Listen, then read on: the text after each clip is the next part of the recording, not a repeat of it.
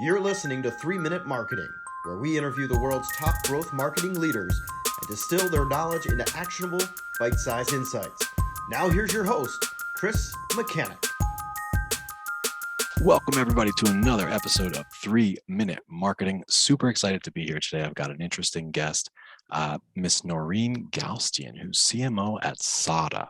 SADA is a very, very fast-growing tech firm, global leader in providing business and tech consulting services that transform organizations through cloud-based solutions. Prior to SADA, Noreen has been, well, she's currently a member of Chief. She is an I Am Remarkable facilitator. She's been at other tech firms in leading marketing roles, including Nero and Instant.ly. So super excited to have you on the show today, Noreen. Thanks for joining us. Thank you so much. Really appreciate the time today. Absolutely. So let's have some fun. If you could, I know that you've been a marketer for many years now. I know that you've seen a tremendous amount. With guests like you, I like to keep it kind of just open-ended and see where you go with things. So the question that I've got for you today, and then I'll start the timer, is tell us about some of your marketing secrets to success, like your top 3 or your top 5, just like powerhouse secrets that enable you to do what you do. Awesome. Thank you. I'd love to share.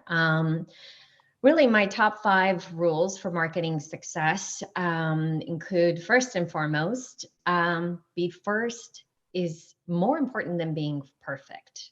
So I come from the startup world, and really first to market is critical to making an impression, to gathering feedback from customers. So you can spend months and months trying to perfect a campaign, but really you can launch with good enough and be able to iterate, test, gather feedback, iterate again, and being able to really, put you ahead of the competition is critical.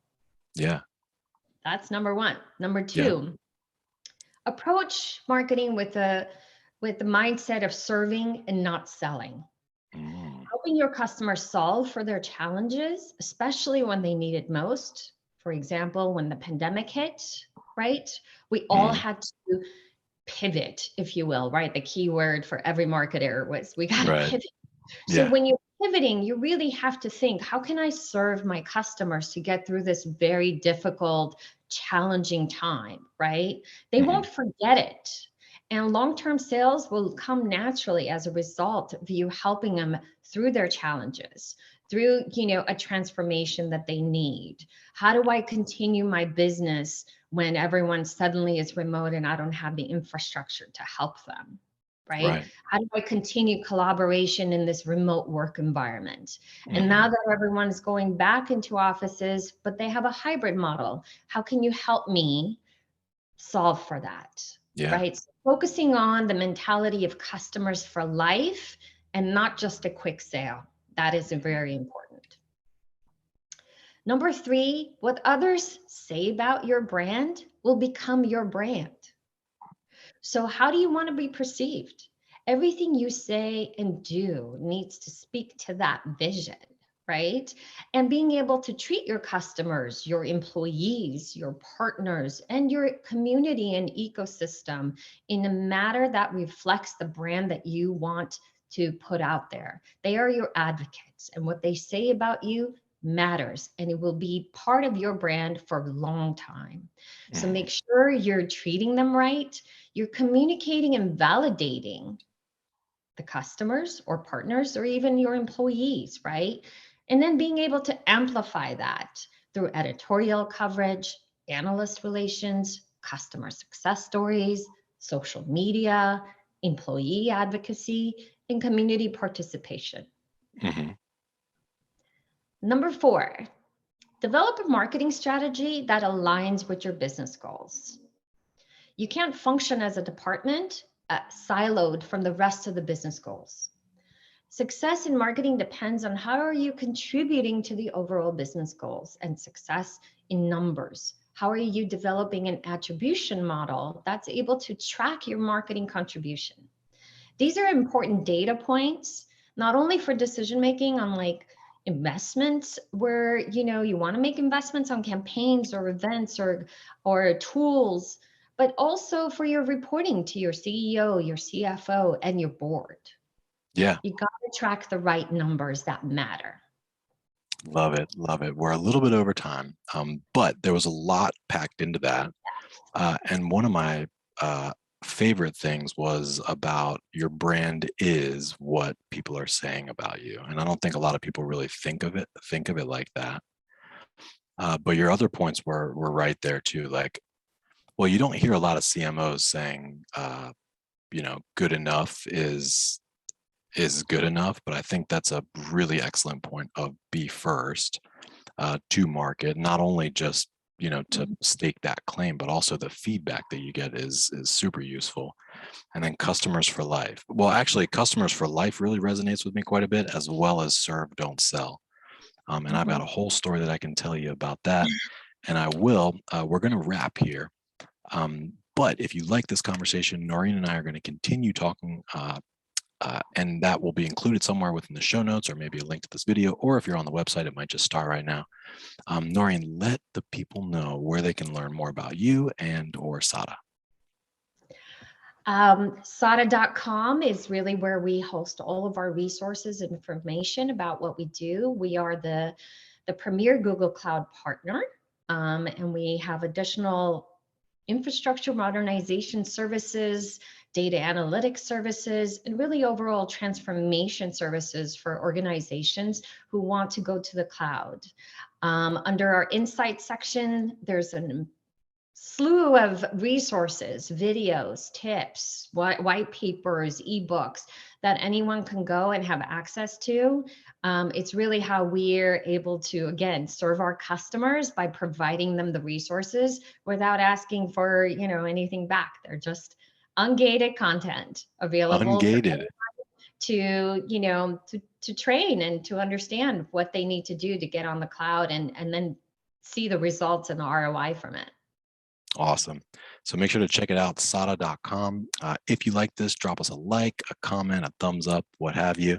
And stick around because Narine and I are going to continue our conversation. You should find a link somewhere around this video.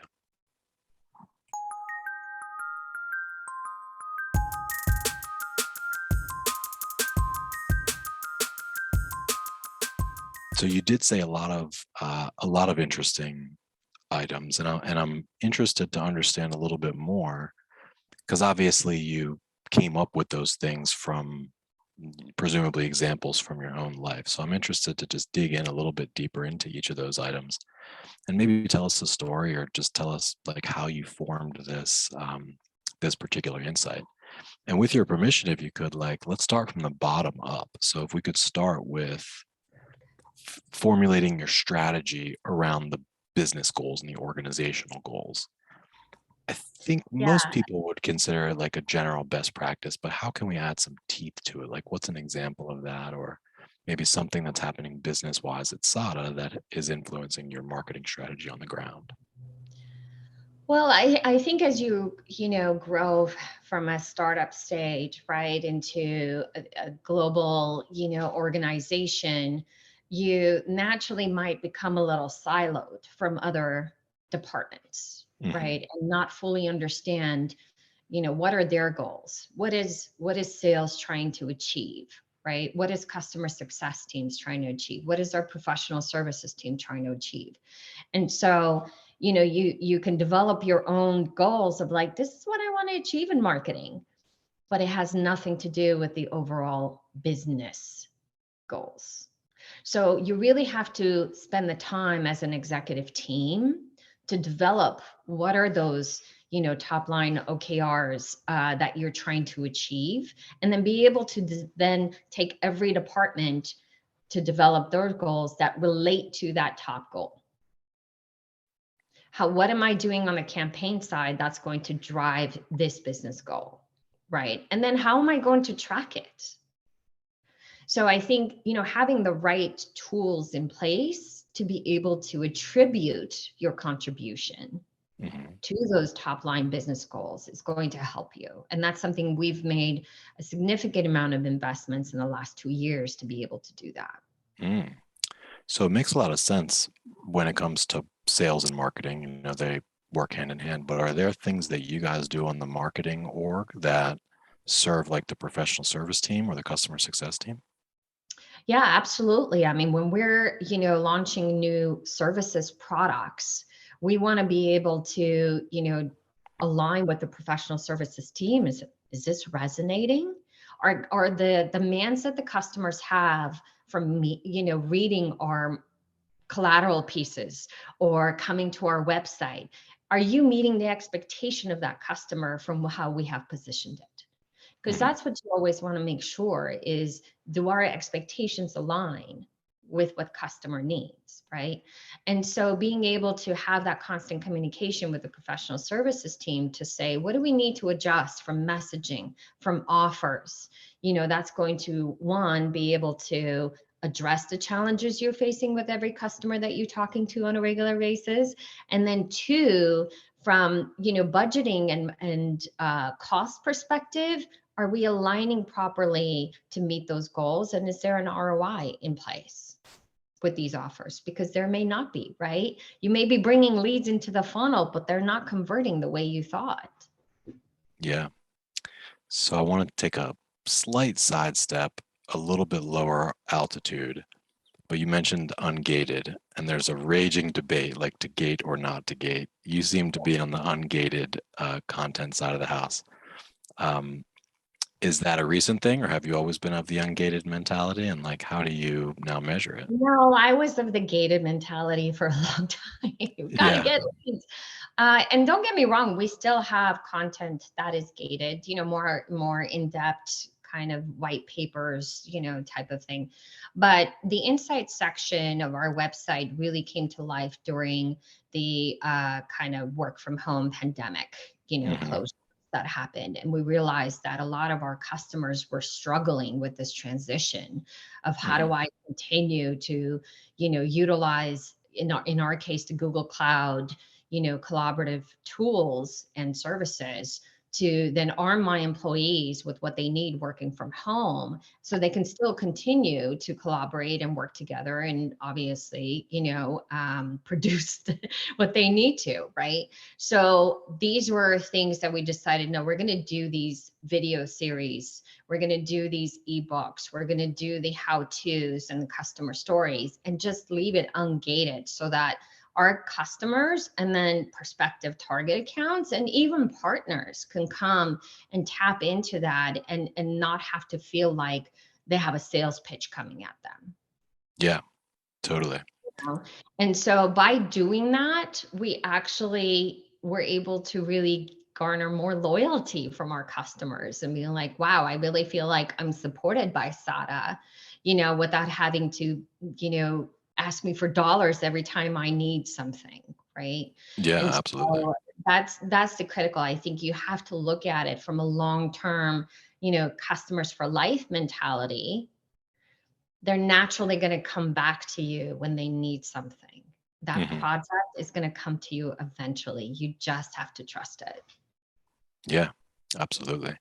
And it brings up, it kind of dovetails into the serving, not selling Mhm. piece, which I think is too often forgot. You know, like in our world, like we work with many different clients, and there's almost always a talk about leads, right? But there's very Mhm. rarely a talk about like how can we genuinely add value to these anonymous visitors as, you know, soon to be customers as lives.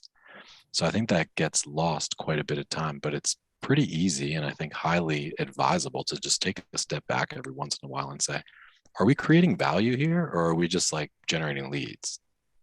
Right. Right. And then it's not only a one-time value, right? To be able to continually nurture and bring value every single time. So when you have leads into the funnel, it's not a one-shot deal. You have to continually go back to them. So every time we have an entire database, and every time we come out with a new blog, a new customer story, or a new video, we're naturally emailing them and say, hey, we have something new for you that could be Yeah. valuable. Check it out. You know, Yeah. and so we're able to then track how many times are we engaging with these prospects, never expecting anything back from them. Yeah. Eventually they want to talk. Yeah. I mean, and for us, for SADA, we're in the service business, right? This is what we do. We provide services around your, transformation. So for us, it's a natural thing to continually service the customer at every standpoint, and then also the products, the prospects. I mean, a lot of our partners became our customers. A lot of our customers became our partners. Mm-hmm. That's because we're constantly thinking in that mentality of how do we continue to bring value to each other. Yep. Last question for you. I know we're right around time here, but you guys are not a startup. You're a large org. I know you have over 1,000 employees. I Almost. think. Almost. Yeah. Oh, I thought it was over 1,000 on LinkedIn. But there's obviously different challenges associated with that. I think in the smaller you are, the more you're just like, we need leads. But I'm just curious, like, what are some of the challenges that you're facing right now? Like some of the biggest, hairiest challenges at a larger org size?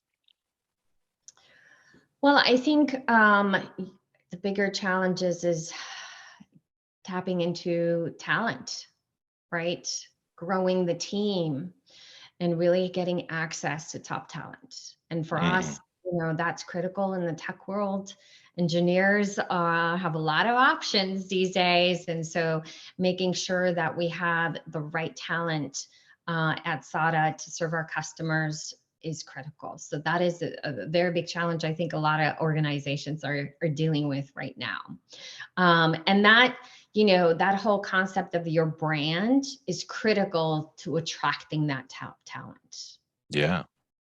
And then being able to keep that culture, we're not a startup anymore, right? But we very much want to keep that culture of not having red tape, not having a hierarchy, not being able to silo teams. How do we continue that collaboration that we used to have when we were 100 employees? And being able to really connect people through this remote work environment. Yeah. Yeah. So that is a challenge. And then that's something that we invest quite a bit into from a culture perspective and talent recruitment. Ultimately, your people will serve your customers. So if you bring the right people and treat them right, naturally your customers will be happy. Very good. Wise words, Miss Narine. Very nice words.